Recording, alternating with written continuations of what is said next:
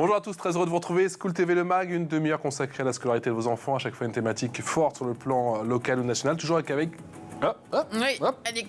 Alix. Bonjour. Comme ça qu'on dit. Bonjour Alix. Alix et Nguyen, bien évidemment. C'est parti pour le sommaire de cette émission. Gros plan aujourd'hui sur le projet éducatif du Val-de-Marne, entre le bien-être des élèves, le bien vivre ensemble, le renforcement des liens entre famille, territoire et collège, la dimension écologique, sans oublier, tiens, le sport, bien évidemment. On fera le tour de toutes ces questions avec notre invité dans un instant. L'éloquence, ça s'apprend et ce n'est pas réservé qu'à une élite. Le département a décidé de promouvoir l'art de s'exprimer et de convaincre surtout, avec un concours qui décidément gagne à être connu. Et puis comme à chaque mag, il y a une loupe, et la loupe c'est avec Alix. Oui, et je vous parle du programme Cheval et Altérité proposé par la Fédération française d'équitation. Et voyez-vous, 2 classes du Lys à Saint-Maur-des-Fossés en ont bénéficié. L'expression orale, on y va.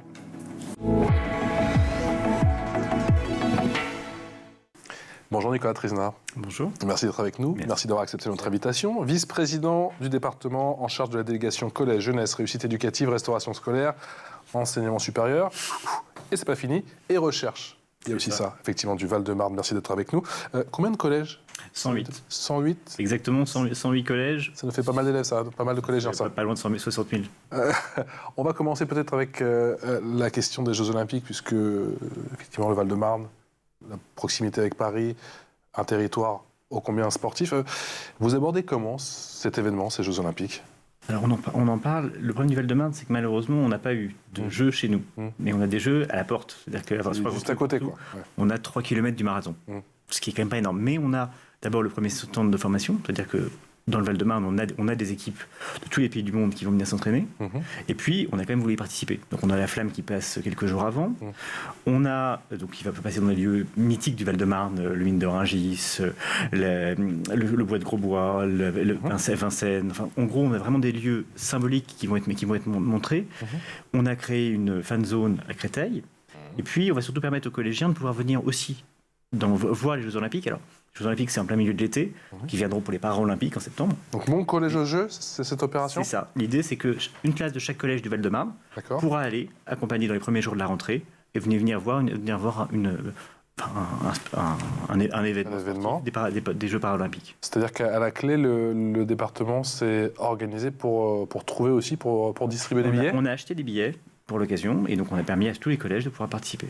Alix. Et il y a aussi des interventions de sportifs de haut niveau dans les collèges ? Exactement. Alors on a des contrats avec des sportifs de haut niveau, je crois 9 si mes souvenirs sont bons, qui nous permettent qu'en échange d'un accompagnement et d'un salaire, ils font aussi un accompagnement, notamment ils interviennent dans nos collèges pour expliquer ce que c'est que l'engagement sportif, ce que c'est que leur vie de sportif, et ce qui permet d'ouvrir un peu le champ des possibles. Ce sont des Val-de-Marnais historiquement ou pas forcément ? Pas forcément, Majoritairement. Et quelle est la plus-value justement de ce genre d'intervention ? Est-ce qu'on peut voir un effet parfois immédiat, c'est vrai, sur les élèves ?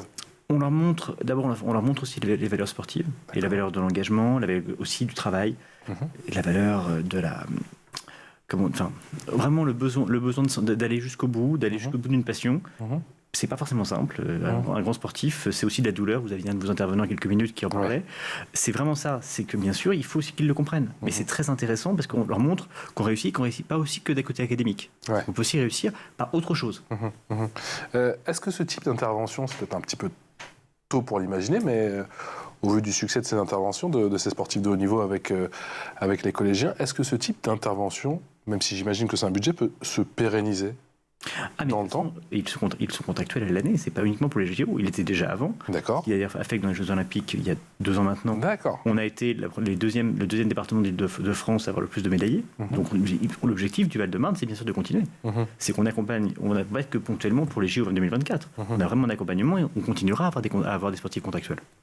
Et vous continuerez à avoir vos propres Olympiades ou pas ? Sans doute. Bien évidemment, l'idée. Mais c'est quand même pas tout à fait le même niveau que les Olympiques. Bon, faut pas dire ça. Faut pas dire ça. J'ai entendu qu'il y avait des petits Val-de-Marnais, que c'était des véritables de pépites. Le sport, outil puissant du vivre ensemble, mais j'imagine que ça ne suffit pas, que c'est un outil puissant, c'est un levier puissant effectivement pour le vivre ensemble, mais que vous mettez en place d'autres mécanismes, si je puis dire. L'objectif, c'était qu'un collégien, on parle à longueur de temps malheureusement du harcèlement scolaire, l'objectif c'est que dans le collège, on leur fasse aussi découvrir autre chose, on leur fasse découvrir l'autre, donc il y a un vrai travail sur la différence, avec notamment des films qui sont montrés, des ateliers qui sont créés.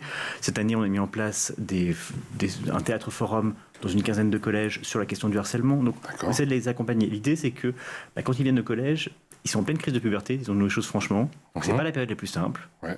Je sais pas vous, mais moi, mes souvenirs de collège... On a connu. Je crois que même le président... Je ne raconterai pas tout aujourd'hui, mais on a connu. Moi non plus, mais on voit qu'on a malheureusement les mêmes souvenirs. Enfin, une émission spéciale, tu sais. Et même le Premier ministre disait que c'était pas des bons souvenirs pour lui. Le collège, c'est de cette époque-là. Et concrètement, c'est aussi important qu'on les accompagne, qui découvrent autre chose, qui découvrent aussi l'autre.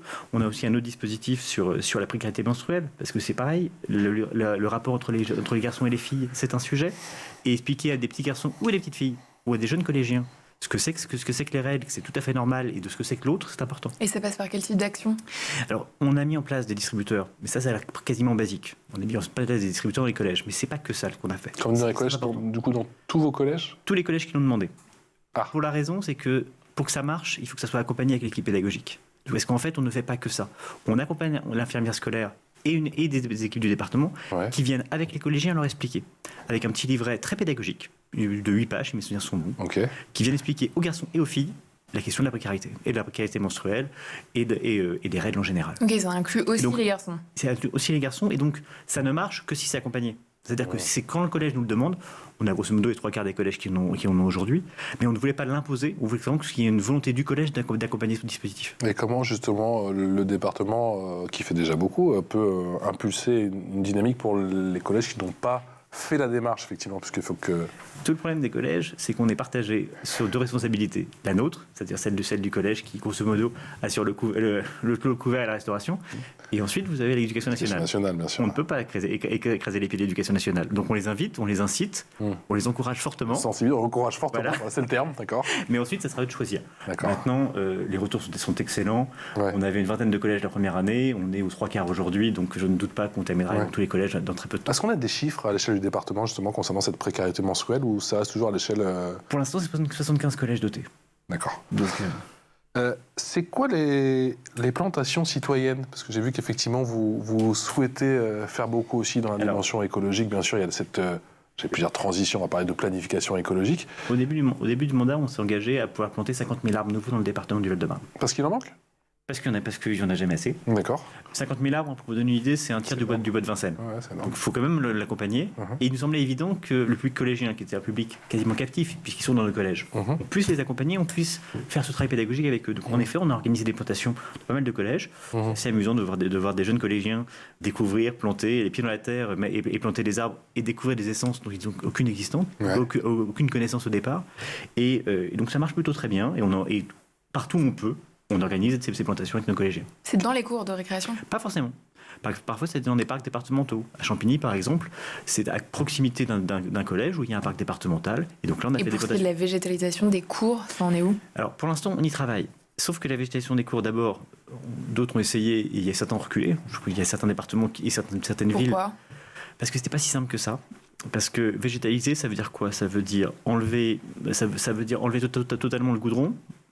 Ça veut dire planter des arbres, ça veut dire planter... En fait, le principe des cours oasis, qui est le terme utilisé par la ville de Paris, en fait, ça peut dire tout et son contraire. Parce que ça peut vouloir dire on fait une cour désimperméabilisée, mais ça peut aussi vouloir dire on met une résine spécifique. Donc en fait, vous ne voyez pas la différence, c'est juste l'eau qui passe. Mais vous ne voyez pas la différence. Donc en fait, il y a plein de choses.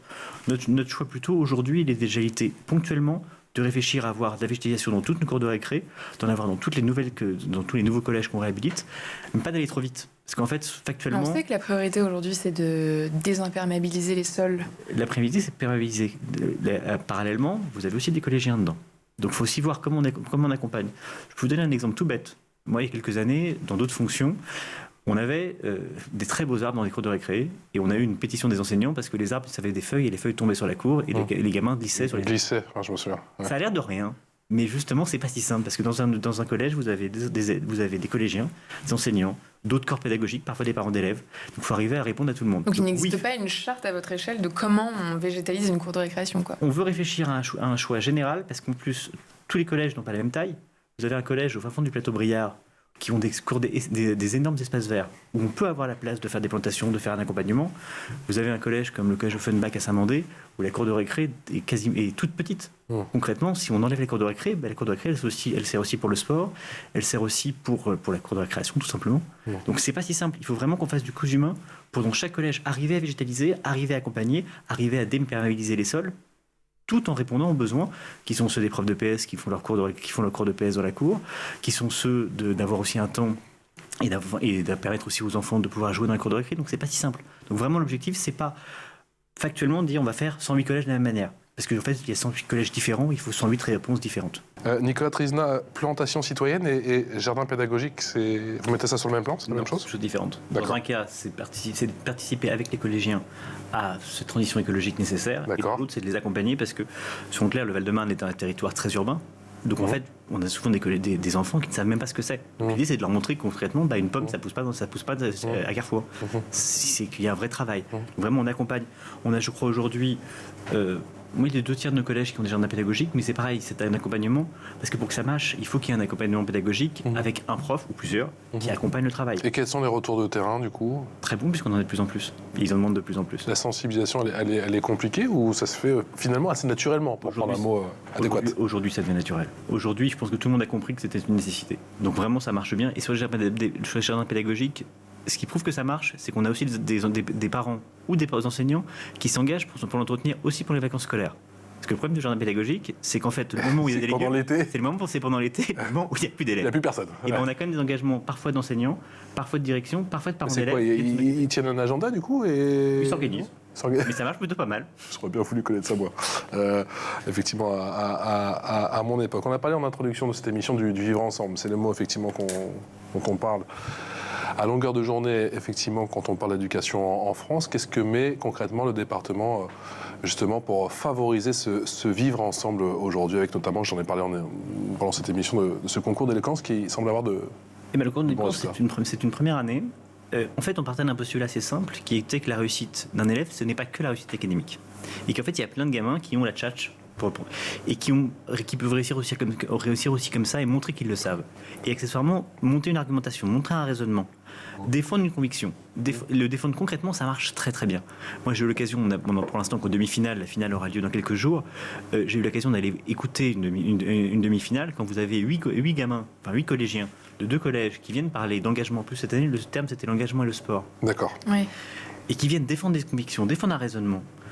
Parfois s'engager assez fortement. Moi, j'ai été surpris de certaines jeunes filles parlant du sport féminin en disant aux garçons dans la salle que franchement, il serait peut-être temps d'avoir vraiment de l'égalité. Ouais. C'est très intéressant et ils le défendent. Ils y croient et ils le montrent. Et tous les collèges y participaient? Alors, cette année, on a ouvert à tous les collèges qui le voulaient. On en a une vingtaine, ce qui fait un 5e des collèges. L'objectif, c'est qu'on agrandisse au fur et à mesure.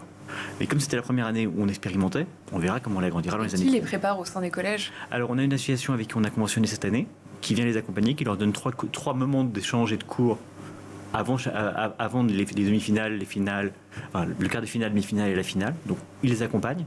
Donc, vraiment, on a ce besoin-là, mais l'objectif à long terme, c'est que les équipes pédagogiques soient dans la machine. Ouais. Donc, pour que ça marche, ça devient un jeu d'établissement. Ce ne sont pas forcément les bons élèves qui participent. C'est pas forcément les bons élèves. Et ce qui est intéressant, et c'est un symbole que je trouve très fort, c'est que dans toutes les demi-finales, vous avez le principal du collège en personne qui s'est déplacé avec son équipe. Ce qui fait que c'est devenu... Les 4 collégiens qui représentent leur collège sont devenus une sorte j'allais dire d'idole, c'est pas le bon terme. En tout cas, c'est des ambassadeurs, quoi. C'est des ambassadeurs, ils sont représentants de leur collège. Ils portent drapeau, quoi. Et souvent, les plus mauvais joueurs, c'est pas les enfants qui sont très bien c'est les principaux. Les principaux. Parce que les collégiens, justement, sont très bons joueurs. Et moi, ce qui est agréable, c'est que vous réunissez cette classe dans une salle qui participe. À la fin, tout le monde est content. L'esprit de camaraderie. Ceux qui ont gagné, ils sont très contents. Ceux qui n'ont pas gagné, ils sont contents d'y avoir participé. La finale, c'est bientôt? La finale, c'est le 31 mai. Le 31, pas mal cette date. On gagne quoi? Alors, d'abord, on gagne un accompagnement. C'est-à-dire que l'idée, c'est qu'on va les aider sur les stages. Parce qu'il y a un truc tout bête, c'est que vous avez l'obligation de faire un stage de 3e qui arrive au mois de décembre. Ce sont les 4e qui participent, donc ils seront en 3e l'année prochaine. Ouais. Et souvent, le stage, c'est pas forcément une grande réussite parce qu'ils vont chercher soit un stage en bas de chez eux et ils terminent au Franprix en bas de chez eux, soit le stage chez papa-maman. Soit, et souvent... Pour les plus chanceux. Pour les plus chanceux, sinon ils vont taper à la porte de la mairie et les mairies prennent 30-40 stagiaires parce qu'il faut bien que les prendre. Ouais. L'objectif, c'est pas ça. C'est dès maintenant, on aura quelques collégiens qui ont été accompagnés et là, nous, on va les accompagner pour essayer de faire un stage dans le Val-de-Marne, dans un lieu un peu magique. On a pensé par exemple à l'aéroport de Paris, on a la chance dans le Val-de-Marne d'avoir beaucoup de lieux. C'est pas des cabinets d'avocats justement, parce qu'ils font de l'éloquence, ça peut être pas mal. On a essayé de prendre attache avec eux, on voulait avoir des représentants des avocats le jour de la finale, pour l'instant on les cherche, mais c'est le 31 mai, donc ils peuvent encore répondre. Il y a encore un petit peu de temps. Mais vraiment l'idée, ça sera surtout de répondre à leur envie. C'est-à-dire que si on en a un qui est plutôt scientifique, ils vont pouvoir l'accompagner au CNRS par exemple, on a des laboratoires du CNRS dans le Val-de-Marne, s'ils veulent s'intéresser. L'idée c'est vraiment qu'on leur fasse un stage cousu main et qu'on les accompagne pour vraiment que ça serve à quelque chose. Ça c'est pour tous ceux qui ont participé ou seulement? Ça sera pour autant que possible. Déjà les finalistes c'est sûr. Tous ceux qu'on arrivera à accompagner, on va essayer de le faire. Mais concrètement c'est déjà gagné, cette expérience elle a porté ses fruits là. L'objectif, d'accord. Mais ça pour un collégien leur expliquer que l'objectif c'était pas la réussite de la finale, c'était l'accompagnement, parce que tout ce qu'ils ont appris là, ça leur servira toujours bien sûr. Mais je ne suis pas sûr que tous l'aient compris. Qu'est-ce que vous disent les principaux qui... Bon, en dehors de ceux qui en dehors de ceux qui sont un peu mauvais joueurs, sur l'impact concret que ça a eu sur certains élèves. J'étais très surpris parce que je dis surtout que ce qui est très intéressant, c'est que vous avez 4 collégiens qui défendent leur collège, vous avez un groupe de classe qui participe. Et en fait, ça marche très très bien et ça a vraiment créé un esprit de corps de la classe. Et même un esprit de corps autour du collège. Et ce qui est très intéressant, c'est que les collèges qui perdent se disent pas grave, l'année prochaine, il y a les petits camarades on se revoit. Qui reviendront pour défendre les couleurs. Ça, c'est très intéressant. Vraiment, ils s'engagent. Et puis, l'objectif. Vous êtes parti pour avoir tous les collèges l'année prochaine. J'aimerais bien. Je pense. Mais vraiment, le jeu, c'est d'essayer de montrer un vrai enjeu départemental. Le Val-de-Marne est un département très divers. Vous avez des villes très favorisées, des villes très défavorisées. Vous avez des villes aux portes de Paris. Vous avez des villes. On est le dernier département avec avoir des fermes. Mais on a des belles fermes. Des belles fermes. Mais on est quand même les derniers agriculteurs de la petite banlieue, ils sont chez nous. Donc vraiment, on a beaucoup de choses. Et en fait, c'est intéressant, quand vous aurez... Moi, j'attends le jour où on aura en demi-finale ou en finale Vitry contre Vincennes, Valenton contre Saint-Mandé. Ces villes-là, et justement, parce que c'est ça qui est intéressant, c'est que ce département se parle. On a trop tendance parfois à avoir des villes éloignées. Le Val-de-Marne, c'est tout petit. C'est 47 villes. Mais pourtant, ces villes ne se parlent pas forcément et ces collégiens ne se connaissent pas forcément. Alex. Vous menez d'autres actions pour encourager la citoyenneté? Alors, on mène d'autres actions pour la citoyenneté, on y travaille vraiment. L'objectif, surtout, c'est une ouverture sur le monde. Notre conviction, c'est que le département, quand il peut accompagner, doit montrer aux collégiens tout ce qu'ils peuvent faire, tout ce qu'ils peuvent découvrir. Le monde dans lequel ils sont. On a tendance, malheureusement, à avoir des collégiens qui vivent dans leur quartier. Quand vous demandez, quand j'ai pris mes fonctions, j'ai fait le tour des 108 collèges du département. J'ai discuté avec les équipes pédagogiques. J'ai vu des collégiens, j'ai vu des profs. J'étais un peu surpris de voir que quand vous demandez à un collégien aujourd'hui ce qu'il veut faire plus tard, dans l'immense majorité du temps, il vous répond 2 choses. Gagner un max de fric et à côté de chez moi. Notre objectif, me semble-t-il, c'est de créer la société de demain et les accompagner. C'est-à-dire leur montrer que on peut faire autre chose. On dit que c'est les désabusés. C'est la génération de maintenant. Non, mais c'est vrai. On peut être désabusé. Mais c'est tellement vrai. On peut être optimiste en se disant justement l'objectif, c'est de leur montrer autre chose. C'est de leur montrer qu'ils sont aux portes de Paris. De leur montrer qu'ils peuvent, s'ils ont envie d'y aller, on peut les accompagner. On a un autre dispositif qu'on a mis en place depuis 2 ans maintenant. C'est l'Institut Louis Germain. L'Institut Louis Germain, c'est une association qui est venue nous voir, qui vient des quartiers nord de Marseille, qui a monté un dispositif en proposant aux gamins ou bons ou très volontaires, dans des quartiers très sensibles, de faire 5 semaines de cours supplémentaires par an. D'accord. Moi, à leur place, je ne l'aurais pas fait. Très sincèrement, moi, on m'aurait dit que je perdais 5 semaines de vacances pour aller suivre des cours en plus sur 5 jours avec 3 heures de français, 3 heures de maths, je ne l'aurais pas fait. Eux, ils le font. On a environ 200 élèves aujourd'hui qui, depuis 2 ans, sont accompagnés, qui viennent de manière gratuite et volontaire. C'est-à-dire qu'ils arrêtent quand ils veulent. Par contre, quand ils arrêtent, c'est définitif. Ça marche. Vous avez des gamins de quartier, de collège, avec un IPS, vous savez, le fameux indicateur social, très bas. Là, concrètement, ces gamins-là, ils arrivent, ils ont quasiment jamais eu de leur vie. Moi, je suis allé les voir plusieurs fois. Vous avez une jeune fille me disant, pour moi, la littérature, c'est un truc de vieux. Et maintenant, elle va acheter des livres. Vous avez des gamins que vous allez voir et qui vous expliquent que ça fait 1 an et demi qu'ils sont suivis. Je suis allé les voir dans ce petit groupe de 15-20 collégiens. Il y en a 3 qui veulent devenir neurochirurgiens. Je ne dis pas qu'ils le deviendront. Mais rien que déjà, l'envisager, d'y penser. Donc cette idée, c'est ça, c'est vraiment de leur montrer que s'ils veulent, ils peuvent. Casser un peu les barrières mentales. Exactement. Leur montrer ce qu'ils peuvent faire. Souvent, le risque dans nos territoires, c'est qu'ils sont renfermés sur eux-mêmes. Concrètement, leur vision du monde est très limitée parce qu'ils ne savent pas autre chose. J'avais un principal d'Ivry avec qui j'en avais discuté. Ivry, vous voyez, c'était porte de Paris. En RER, c'est 3 arrêts de la Tour Eiffel. Et bien concrètement, les collégiens qu'il avait emmenés en 4e n'étaient jamais allés voir la Tour Eiffel. Notre rôle, me semble-t-il, c'est de leur ouvrir ce champ des possibles par tout ça. Et c'est comme ça qu'on fait de la citoyenneté. Parce que quand on leur montre ce qu'ils peuvent faire, ils créent une société. Donc c'est ça notre objectif. Et est-ce que l'ouverture justement sur le monde, comme vous dites, et ce champ des possibles, ça passe par, pourquoi pas, des partenariats avec d'autres départements ou pas du tout? On peut y travailler pour l'instant. Pour l'instant, ça n'a pas été vraiment mis en place. Parce qu'on parle de traverser le périph', mais c'est vrai qu'ils peuvent aussi aller voir d'autres choses dans d'autres contrées. Je vais vous donner un scoop. Quand j'ai pris mes fonctions, j'ai pris attache avec tous les départements d'Île-de-France en leur disant ce serait peut-être bien qu'on échange ensemble. Bah oui. Ça fait 3 ans, je crois qu'il n'y en a pas un seul qui a répondu.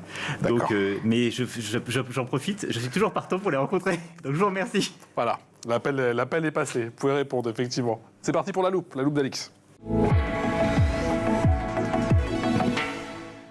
Ma chère Alix, pendant plusieurs semaines, depuis la mi-novembre, 2 classes du lycée à Saint-Maur-des-Fossés ont bénéficié de séances d'équitation. Oui, et c'est une initiative de la Fédération française d'équitation. Elle s'inscrit dans le cadre des Jeux Olympiques de 2024. Et tout a commencé en 2015 avec la mise en place par l'Éducation nationale du dispositif ULIS pour, je le rappelle, Unité localisée pour l'inclusion scolaire, destinée aux élèves ayant des troubles des fonctions cognitives ou mentales. Et en 2022, suite à un appel à projet du fonds de dotation à Paris 2024, la Fédération française d'équitation s'est engagée à cofinancer à 50% une initiative nommée Cheval et Altérité, comprenant des actions en faveur des élèves du premier et du second degré. Et c'est dans ce contexte qu'enseignants et centres équestres ont mis en place un cycle de 8 séances d'équitation comme outil d'apprentissage en lien avec les objectifs scolaires. On écoute Carole Yvon Gaillou, chargée de mission Cheval et Diversité à la Fédération française d'équitation. L'équitation est un véritable levier pour les enfants. Il est un outil motivationnel le fait d'être avec un être vivant, ça aide les enfants, ça les motive à apprendre, à développer leurs compétences physiques, leurs compétences cognitives, leurs compétences psychiques. L'objectif du programme Cheval et Altérité, c'est d'utiliser les activités caisses, le cheval et les poneys, pour aider les enfants aux besoins spécifiques à mieux apprendre, à apprendre plus facilement. Il se compose de 8 séances dédiées aux enfants des dispositifs ULIS et on utilise les différentes activités avec les chevaux et les poneys pour aider dans le programme pédagogique scolaire en collaboration avec les professionnels de l'éducation nationale. S'agissant de cette expérience, les bienfaits de la médiation équine sont évidents. Au départ, les élèves avaient du mal à s'ouvrir, mais grâce à cette activité, ils se sont familiarisés avec les chevaux et ont gagné en confiance. Ils ont pu surmonter leurs peurs. Ils apprennent sans même s'en rendre compte et parviennent notamment à mieux gérer leurs émotions. Quelles sont les actions mises en œuvre par le Val-de-Marne en termes d'inclusion? Est-ce qu'il y a une action phare? On a un vrai... Alors, on a voulu faire de l'altérité et de l'autisme en général, enfin de l'autisme spécifiquement, un des grands enjeux de ce mandat. Puisqu'en fait, c'est une des vraies compétences, on y travaille, on essaie d'accompagner, on essaie de trouver des moyens pour permettre de rendre le plus normal possible ces différences. Et donc, d'accompagner, dans le Val-de-Marne, on a beaucoup de classes ULIS, et on en ouvre tous les ans. Alors, l'Éducation nationale nous suit et nous accompagne là-dessus. Donc, on essaye autant que possible d'accompagner et de rendre normales ces questions-là, de trouver des différents dispositifs, de pouvoir... On a aussi ouvert des maisons d'accueil, on a aussi soutenu des associations. Donc vraiment l'objectif c'est de travailler là-dessus. On a fait un plan départemental de l'autisme sur lequel on travaille. Donc vraiment que ça soit plus un débat. C'est-à-dire que l'accompagnement sur l'autisme, ça soit plus un sujet. Sur ce sujet, comment on travaille main dans la main justement avec les différentes villes du département et la région? Tout le monde tire dans le même sens? Oui, il faudrait peut-être pas assez. Ouais. On doit encore y travailler. Le vrai sujet sur ces compétences-là, c'est qu'il faut qu'on arrive à avoir une organisation claire, compréhensible par tout le monde, et qu'on n'essaie pas tous de tirer un peu la couverture à soi. Le vrai risque sur ces sujets qui sont extrêmement complexes, c'est qu'il faut qu'on se mette tout autour de la table. Et parfois, on a un peu de mal. Vous avez l'association d'un côté, vous avez l'ARS de l'autre, vous avez l'éducation nationale, vous avez les différentes collectivités. Et en effet, c'est un sujet... Aujourd'hui, je crois que tout le monde en prend conscience, sur lequel on a encore un peu de travail. Comment vous Vous prenez bien sûr toujours le pouls de vos différentes villes, et il y en a beaucoup, 47 il me semble, dans le Val-de-Marne. On est en pleine crise énergétique, c'est loin de terminer. Comment vous les sentez? On a aussi entendu les annonces du gouvernement qui souhaite absolument faire, c'est pas nouveau, des économies. Comment le département, à son échelle, peut les aider? Les rassurer, je ne sais pas, mais peut les aider. Alors, il n'est pas fermé de piscine ni de patinoire, pour commencer. Le problème, c'est que, mais la situation du département est encore pire que celle des villes. Puisque, alors pardon de faire un poil de technique de petites secondes, la suppression de la taxe d'habitation il y a 3 ans maintenant, c'est fait au détriment des départements, puisque pour compenser la suppression de la taxe d'habitation des communes, ce sont les départements qui ont dû le compenser en perdant la partie de la taxe foncière. Là, sans rentrer dans le détail, en gros, pour le département, c'est quasiment 200 millions de moins de recettes.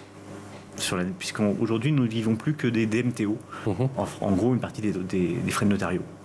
Ce qui veut dire pour un département, aujourd'hui, on vit avec des recettes fixes, sur lesquelles on n'a plus la main, mais parallèlement, on a des augmentations constantes. L'État, l'année dernière, a augmenté de 50 millions les recettes du département, les dépenses du département, simplement en augmentant le taux du RSA, l'indice de la fonction publique, le Ségur de la santé, toutes ces choses-là qui sont très bien, sauf qu'elles se font sans compensation.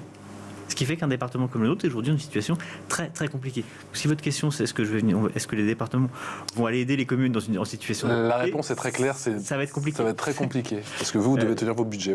En fait, il n'y a pas le choix. Il y a quelqu'un qui a pensé qu'il était intelligent que les collectivités dont le rôle est de gérer le social, puisque c'est le rôle du département avant tout, vit aujourd'hui que des droits de mutation, c'est-à-dire la vente immobilière, ça ne marche pas trop en période de crise, ou une part de la TVA. Ça ne marche pas non plus trop en période de crise. C'est-à-dire qu'au moment où le département devrait avoir le plus de moyens pour pouvoir agir, c'est le moment où il a moins d'argent.